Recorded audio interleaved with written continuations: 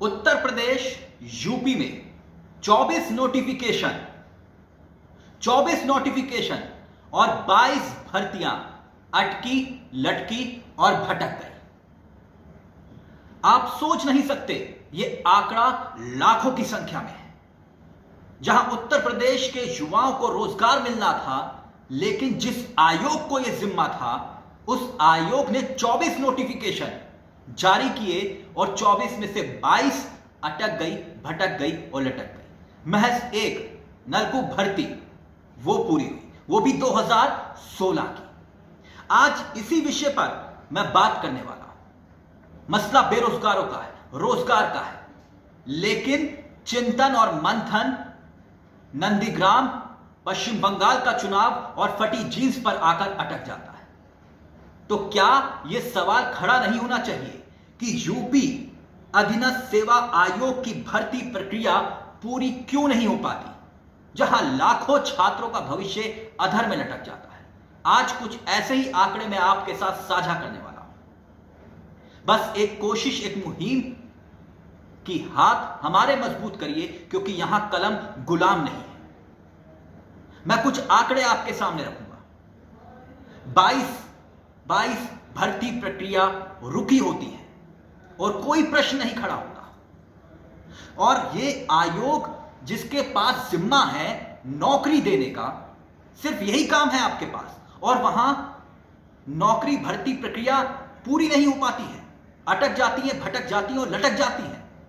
लाखों युवाओं के सपने चूर चूर हो जाते हैं और उसकी जवाबदेही किसी की नहीं होती। मैं ये बात इसलिए कह रहा हूं कि वीडियो भर्ती प्रक्रिया रद्द हो गई पिछले हफ्ते, याद होगा आपको। यूपी में क्या हुआ?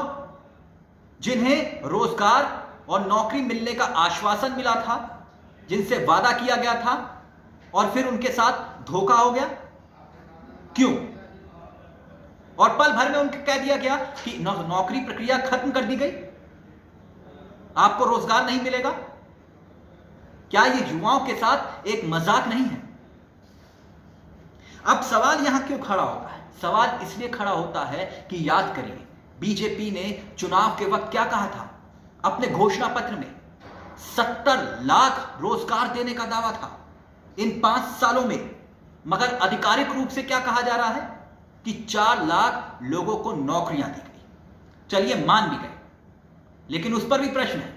4 लाख लोगों को आपने नौकरी और रोजगार दे दिया, लेकिन उन 66 लाख का क्या? उसका हिसाब किसके पास, जिसे 70 लाख का दावा आपने किया था?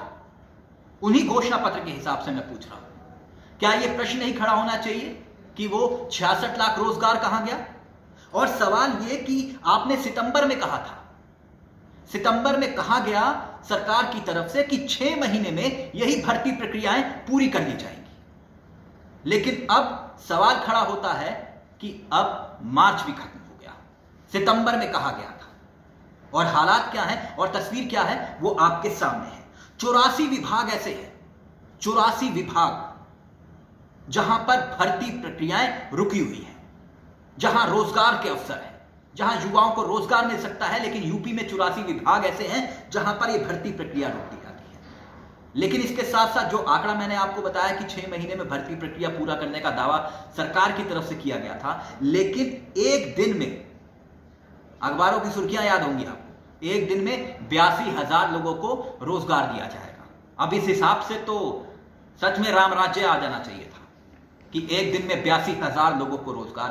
पूरे देश में सबसे ज्यादा रोजगार देने वाला राज्य उत्तर प्रदेश बन जाता और पूरे देश को ही रोजगार फिर मिल जाता, और 82,000 का बात थी। यह बात मैं इसलिए कह रहा हूं क्योंकि आप और हम अगर उस पीड़ा से गुजरे होते ना, जिससे ये बेरोजगार गुजर रहे हैं, मां बाप पेट काट के रोजगार की उम्मीद लगाए इन्हें पूरी जिंदगी पढ़ाते हैं, आगे बढ़ाते हैं। एक छोटे से कमरे में खिचड़ी खाकर बच्चे सीधे तौर पर तैयारी करते हैं कि एक अदद नौकरी मिल जाए।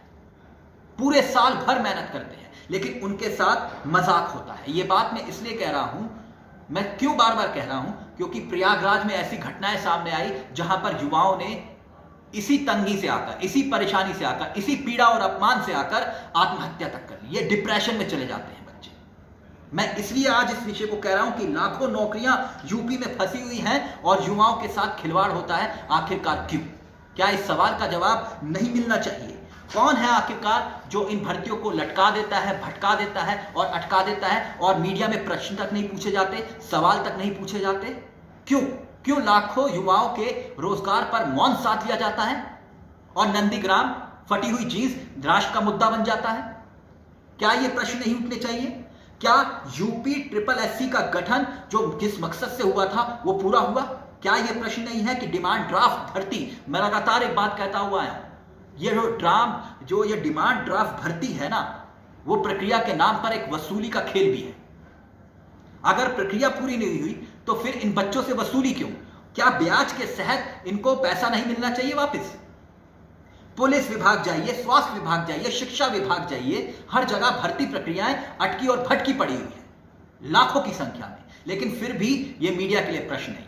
तभी मैं आपसे कह रहा हूं कि आप सब्सक्राइब करिए, लाइक करिए, शेयर करिए, हाथ हमारे मजबूत करिए। लेकिन मेरा प्रश्न यहां पर खड़ा ये होता है कि यूपी के जो ट्रिपल एससी में आखिरकार भर्ती प्रक्रिया रुकी क्यों हुई है?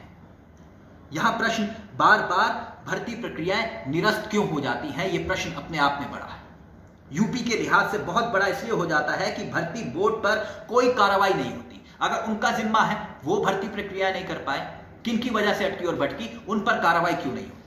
ये प्रश्न पूछे जाने चाहिए। वो भी तब जब बेरोजगारों से वसूली के नाम पर एक बोर्ड बना दिया जाता है, लाखों की संख्या में फॉर्म से वसूली होती है और उन्हीं से ही इन आयोग के सदस्यों को तनख्वाह मिल जाती है। तो क्या यह प्रश्न नहीं कि जवाबदेही तय हो?